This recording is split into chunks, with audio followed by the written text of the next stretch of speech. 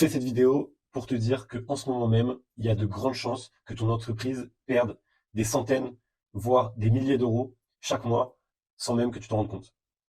Tous les jours, en analysant le tracking des marques e-commerce, je me rends compte que le mauvais tracking, c'est responsable de pertes astronomiques.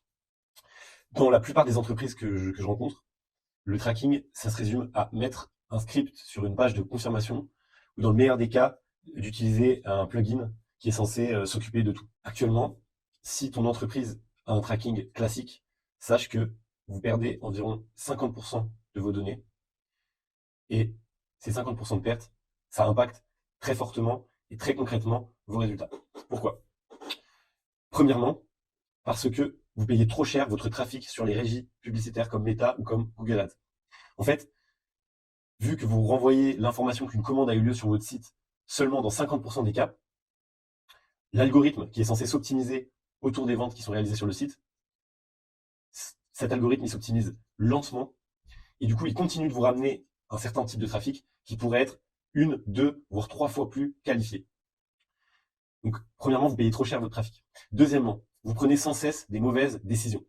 Étant donné que vous avez la moitié de l'information qui ne remonte pas dans vos rapports, lorsque vous décidez de couper ou d'augmenter le budget sur un ad set, sur une audience, une créative, un mot-clé, à chaque fois que vous prenez une décision, vous prenez potentiellement une mauvaise décision, car vous avez une vision erronée.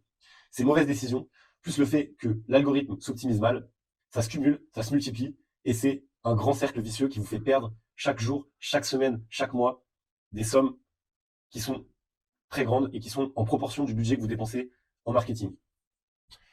Voilà, donc c'est pour ça que je fais cette vidéo. Aujourd'hui, je vais vous proposer 7 étapes pour que vous puissiez rétablir ou mettre en place un tracking très fiable, un tracking qui va vous permettre d'aller récupérer le budget que vous gaspillez chaque mois. Avant de vous présenter ces 7 étapes, laissez-moi me présenter et laissez-moi vous dire en quoi je suis légitime pour vous parler de tracking. Je m'appelle Cyril Simon et depuis 2 ans, mon équipe et moi avons accompagné plus de 200 entreprises dans l'amélioration du tracking. Des entreprises, certaines petites, certaines plus grosses, certaines très connues, comme PSA Bank, comme Agnès B, comme Darty, ou comme récemment un bon maillot qui sont passés dans Qui veut être mon associé. On travaille également avec des agences qui nous font confiance pour qu'on améliore le tracking de leurs clients, comme AdSteroid, comme Grossroom, comme Primelis, ou encore comme Eskimos. Voilà, maintenant que tu sais qui je suis, sache que mon entreprise et moi avons permis à nos clients d'économiser des sommes qui se comptent actuellement en centaines de milliers d'euros. Voilà en quoi je suis légitime pour te parler de tracking. Maintenant que tu sais qui je suis, je vais te présenter mon plan en 7 étapes qui me permet d'améliorer le tracking de mes clients et que je te recommande de mettre en place, toi, dans ton entreprise, si tu veux améliorer ton tracking et si tu veux arrêter de perdre de l'argent. La première étape, ça peut paraître simple et instinctif, et pourtant, c'est de définir les objectifs. Dans la plupart des entreprises que je rencontre, la stratégie, elle est basée sur le tracking. Et nous, notre approche, c'est de baser le tracking sur la stratégie. Et pour ça, c'est important de définir des objectifs. Pour définir les objectifs, une façon de faire, et la façon de faire la plus pertinente, c'est de définir des KPI. Les KPI, c'est des indicateurs, donc des métriques. Et pour définir les ou la métrique principale qui va être la plus pertinente pour optimiser votre activité, je vous recommande de partir de votre KPI actuel et de regarder son défaut. Beaucoup d'annonceurs optimisent au ROS.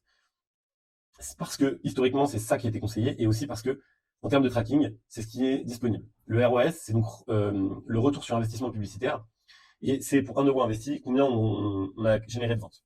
Le problème de ce KPI sur Meta, c'est que Meta, du coup, va proposer vos publicités aux gens qui sont le plus susceptibles de commander sur votre site. Les gens qui sont les plus susceptibles de commander sur votre site, c'est vos clients actuels. C'est pour ça qu'on peut avoir un ROS qui augmente fortement, et pourtant une croissance qui stagne. Parce que vos clients, ils ne peuvent pas recommander à l'infini sur votre site, et il est plus pertinent d'aller chercher des nouveaux clients. En l'occurrence, le KPI le plus pertinent, ça serait le coût par nouveau client.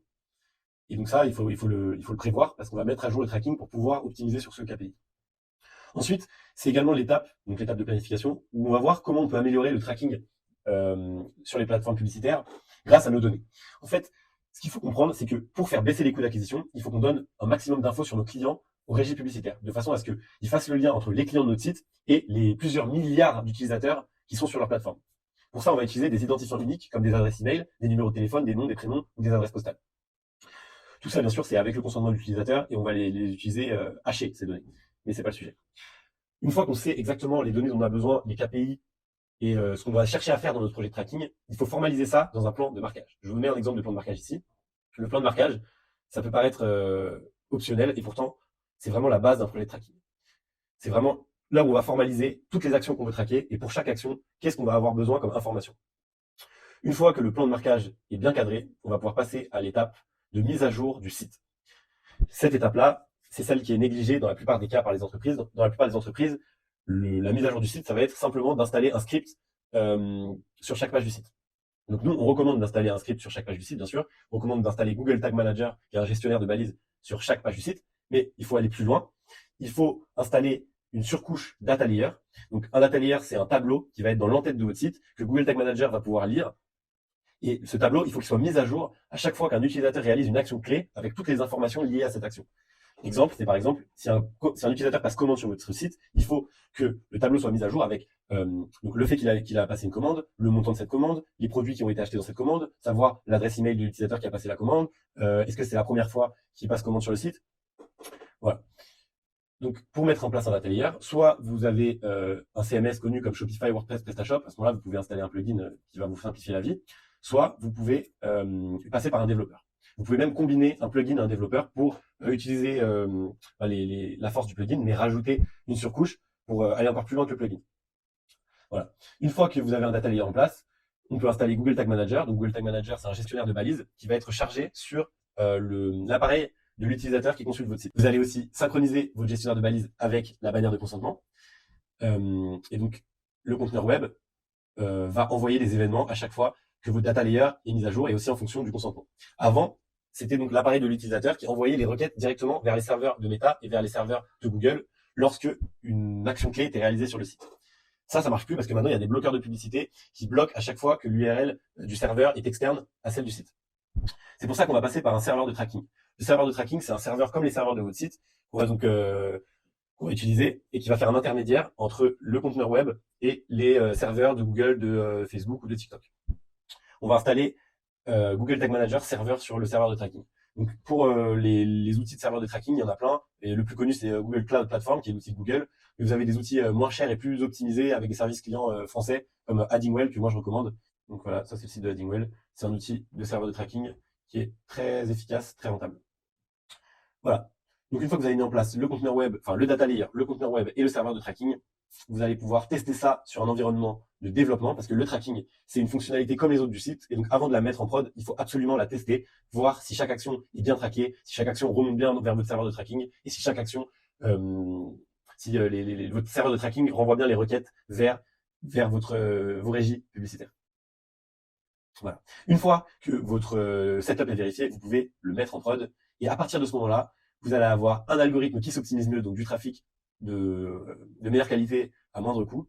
Et vous allez prendre des meilleures décisions sur vos campagnes publicitaires et sur tout votre business. Vous allez arrêter de penser que telle régie publicitaire n'est pas rentable, alors qu'en fait, c'est ça qui génère toutes vos ventes. Et vous allez prendre des décisions éclairées. Les 7 étapes que je viens de parler, elles peuvent paraître compliquées, mais sachez que si vous les faites, si vous faites l'effort de transformer votre tracking, les sommes que vous allez récupérer chaque mois vont vous permettre de réellement transformer votre entreprise et de vraiment aller chercher de la croissance. Voilà. J'espère que c'est concret ce que je vous dis. J'ai essayé d'être le plus actionnable possible dans mes conseils.